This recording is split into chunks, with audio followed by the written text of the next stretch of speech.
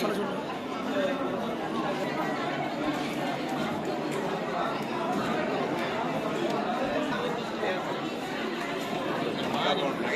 இருக்கக்கூடிய ஒரு நபர் இதே கலெக்டரேட்ல டிஎஸ்டபிள்யூ ஆபீஸ்ல இந்த மாதிரி ஒரு கேனாலதான் இங்க ஹெச்ஐவி பரவுதுங்கிற ஒரு மிக மோசமான ஒரு சிந்தனையில சொல்லியிருக்காங்கன்னா அந்த ஜிஹெச்ல எந்த அளவுக்கு ஒரு ஹோமோபோபிக் தானா.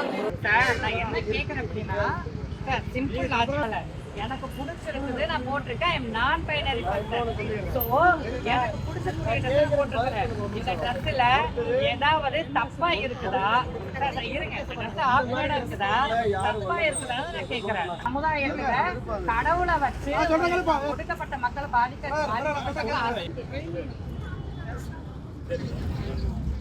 திருப்பூர் அரசு மருத்துவக் கல்லூரி மருத்துவமனையில நோ அட்டெண்டர் இன்சார்ஜா ஒர்க் பண்ணிக்கிட்டு இருக்கிறேன். ஐ எம் சிஸ்மன் கே. நான் வந்து அங்கே ஒர்க் பண்ணிட்டு இருக்கிறேன். கடந்த கொஞ்சம் வருஷமாவே அங்கே வந்து நீ வேலைக்கு வரக்கூடாது அப்படிங்கிற மாதிரி சொல்லிட்டு இருந்தாங்க.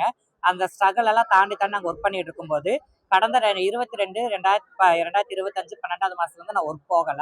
வேலைக்கு வர வேணான்ட்டாங்க. ஏன் வர வேணாம்னு சொல்றதுனால சிம்பிள் ரீசன் என்ன சொல்றாங்கன்னா, நீ கேவா இருக்க அப்படிங்கிறாங்க. இதை தாண்டி நீ வந்து ஒரு என்ஜிஓ வச்சு ரன் பண்ணிட்டு இருக்கிற, அதனால வேலைக்கு வரக்கூடாதுங்கிறாங்க. 30 நாள் லீவ் எடுக்காம வேலைக்கு வரணுங்கிற ஒரு ஸ்டேட்மெண்ட் கொடுக்குறாங்க. அது மட்டும் இல்லாம டபுள் மீனிங்ல பேசுறது, தப்பா பேசுறது, செக்ஸுவல் ஹராஸ்மெண்ட் பண்றது, இந்த மாதிரியான விஷயங்கள்லாம் அங்க அதிகமா நடந்துகிட்டு இருக்குது. கிறிஸ்டல் இன்டிகிரேட் பிரைவேட் லிமிட்ல இருக்கக்கூடிய அந்த ஜிஹெச் ஒர்க் பண்ணக்கூடிய மேனேஜர் பண்ணிட்டு இருக்கிறாரு தினேஷ். அது மட்டும் இல்லாம வேலைக்கு வர வேணான்ட்டாங்க. நான் இதை ரிட்டர்ன்ல கொடுங்கன்னு சொல்லி கேட்டதுக்கு கொடுக்க மாட்டேன்ட்டாங்க. அங்க இருக்கக்கூடிய மேலதிகாரிகள்கிட்ட கேட்கும்போது அதுக்கு வந்து இதை காது கொடுத்து கேட்கக்கூடிய அளவுக்கு கூட அவங்க கிட்ட நேரம் இல்லை. இதை பத்தி அங்க இருக்கக்கூடிய இன்னும் ஒரு சில மேலதிகாரிகிட்ட பேசும்போது கேனாலதான் ஹெச்ஐவி இங்க அதிகமா பரவுது அப்படிங்கிற ஒரு முட்டாள்தனமான ஒரு கோரிக்கையை முன்னாடி வைக்கிறாங்க. இப்ப நான் 4 மாசமா வேலைக்கு போகல. என்னுடைய வாழ்வாதாரம் இங்க பாதிக்கப்பட்டு இருக்குது. ஒரு நாளைக்கான சம்பளம் எவ்வளவுன்னு சொல்லி கேட்டாலும் கரெக்டா சொல்ல மாட்டேங்கிறாங்க. எனக்கு சம்பளமும் சரியா வர மாட்டேங்குது. அரியர் பணமும் எனக்கு இப்ப வரைக்கும் வரல.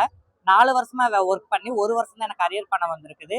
மிச்ச பணம் வரல. என்னை வேலைக்கு வர வேணாம்னு சொல்லிட்டாங்க அப்படிங்கிறதுக்கான ரிட்டர்ன்ல நான் கிறிஸ்டல் ஆபீஸ்க்கு நான் வந்து மெயில் பண்ணேன். அந்த மெயிலுக்கும் இப்ப வரைக்கும் எனக்கு எந்த ஒரு விதமான நடவடிக்கையும் எடுக்கல. 22/12/2025 வந்து கலெக்டரேட்ல இது சம்பந்தமா ஒரு பெட்டிஷன் கொடுத்தேன். இப்ப வரைக்கும் கலெக்டரேட்ல இருந்தும் ஜிஹெச் சைட்ல வந்து எனக்கு எந்த விதமான பதிலும் எனக்கு கொடுக்கப்படல. ஸோ அது சம்பந்தமா மறுபடியும் இப்ப நாங்க வந்து பதில் கொடுக்க வந்திருக்கேன்.